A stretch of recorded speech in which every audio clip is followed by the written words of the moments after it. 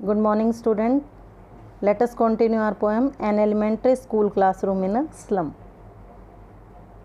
Surely Shakespeare is wicked, the map a bad example, with sheep and son and love tempting them to steal for lives that slyly turn in their cramped halls from fog to endless night. On their slag heap, these children wear skins peeped through by bones and spectacles of steel, with mended glass like bottle bits on stones. All of their time and space are foggy slum, so blot their maps with slum as big as doom. यहाँ पर जो poet है वो क्या बता रहा है कि ये जो स्लम एरिया में रहने वाले बच्चे हैं उनका रहना कैसे होता है, किस तरह से उनका लिविंग स्टाइल होता है।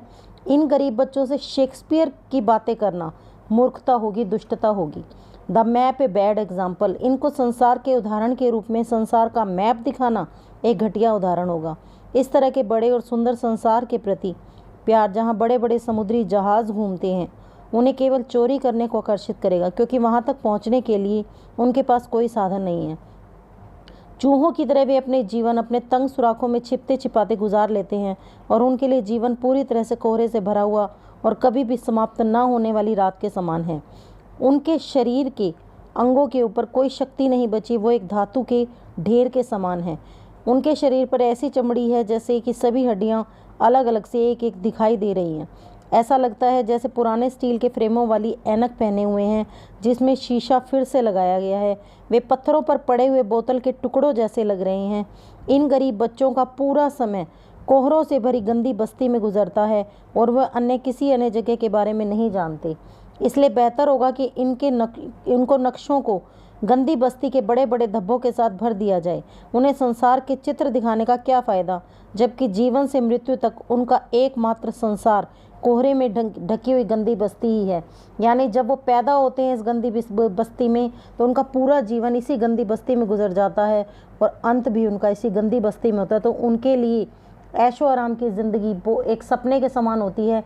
अगर उन्हें वो सपना दिखाया जाए तो उसे पाने के लिए वो किसी न किसी तरह से गलत रास्ता चुनेंगे, चोरी करेंगे या डकैती करेंगे। इसलिए उन्हें इस तरह का कोई भी सपना दिखाना उचित नहीं है, अमान्य होगा।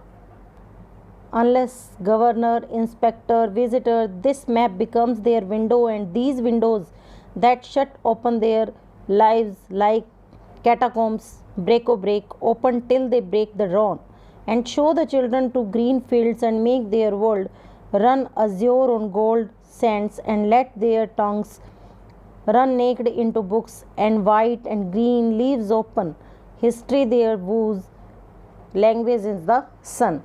कवि क्या कहता है? कवि इन पंक्तियाँ, ये जो पंक्तियाँ, ये स्कूल के गवर्नर, इंस्पेक्टर और उन व्यक्तियों को संबोधित करता है जो यहाँ मात्र एक दर्शक के रूप में आया है। वो कहता है कि संसार के नक्शे इन गरीब बच्चों के लिए कोई अर्थ नहीं रखते जब तक उन्हें उनकी गंदी बस्ती से बाहर नहीं निकाला जाता है। संसार का कोई नक्शा उनके लिए बेकार है जब तक कि उनके लिए संसार की एक वास्तविक खिड़की नहीं बन जाता। वर्तमान में उनकी खिड़कियां मात्र कक्षा के कमरे वाली खिड़कियां हैं, जहां से वे कोहरे में ढकी हुई केवल एक गली ही देख सकते हैं। उनके जीवन कोहरे में ढकी हुई इन गलियों में व्यतीत हो जाते हैं जो एक प्रकार के कब्रों के तहखाने हैं। कवि गवर्नर, इंस्पेक्टर और दर्शक से आह्वान करता है कि वे इन खिड़कियों को तोड़ दें और इन बच्चों को नगर से बाहर जाने दें, जहाँ वे हरे हरे खेतों को देख सकें, जहाँ वे नीले आकाश के नीचे सुनहरी रेत पर खेल सकें। इस प्रकार जब उनके जीवन में कोई चिंताएं और दुख नहीं होंगे तो उनका जो जीवन है वो अलग अलग दिशा में चल पड़ेगा। वे पढ़ाई में भी प्रगति कर सकेंगे।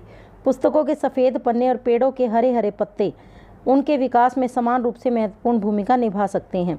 कवि कहता है कि इतिहास उन लोगों का होता है जिनकी भाषा सूर्य होता है, अर्थात जो सूर्य के नीचे किसी भी चीज़ का आनंद प्राप्त करने को स्वतंत्र होते हैं।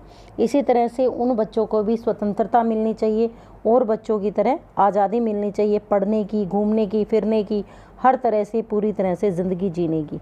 That's all. Thanks and have a nice day.